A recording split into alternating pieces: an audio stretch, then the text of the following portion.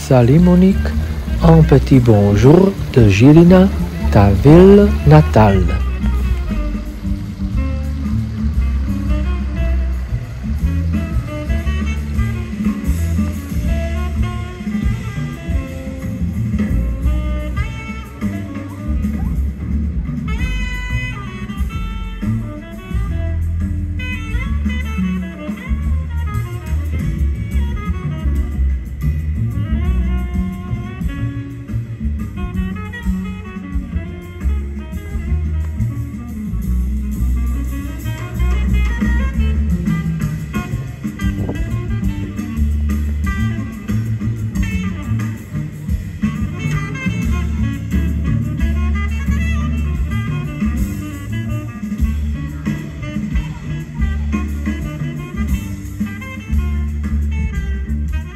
Zdravím z kapucínského kláštera v Žilině. Protože je tady na kurzu horko, tak jsem si řekl, koupím meloun, abychom se trošku osvěžili, no ale oni mi prodali dýňu. Tak nevím, jak to bude chutnat. Samozřejmě, že jsme se v Žilině nesešli kvůli tomu, abychom společně pojídali meloun, ale kvůli tomu, abychom hledali boží krásu v ikonách. A tak jsme se pustili do práce a vepsali jsme modlitbu do dřeva.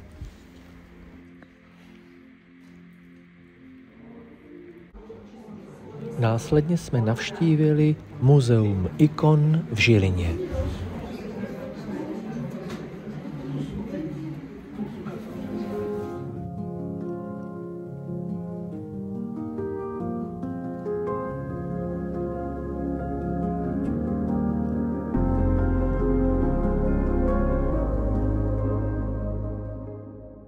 A pak už s požehnáním bratra Lukáše Kapucína jsme se pustili do díla, do práce na našich ikonách. Potom, co jsme nanesli zlato, jsme začali práci se žloutkovou temperou.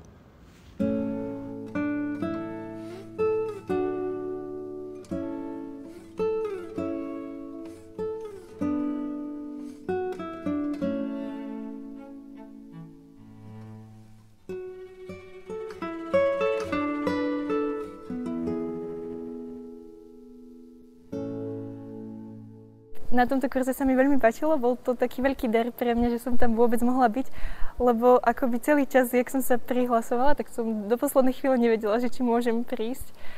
A povedala by som, že bola to taká moja lekcia pokory, lebo som sa musela naučiť aj poprosiť o pomoc, keď som niečo nevedela a prijať to, že že mi niekto pomáha, že to nie je iba môj výtvor. Takže asi to mi tak dal ten kurz.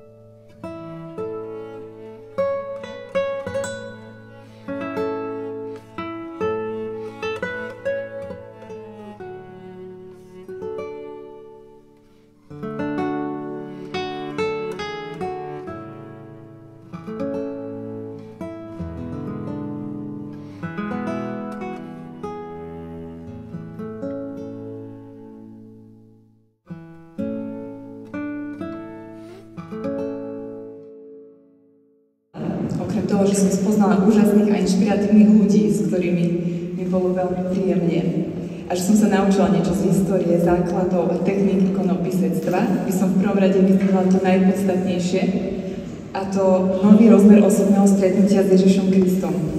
Nový prístup cez okno k Ježišovi. A bolo to pre mňa naozaj silné a pre mňa osobne bol tento kurz hlavne liečivý.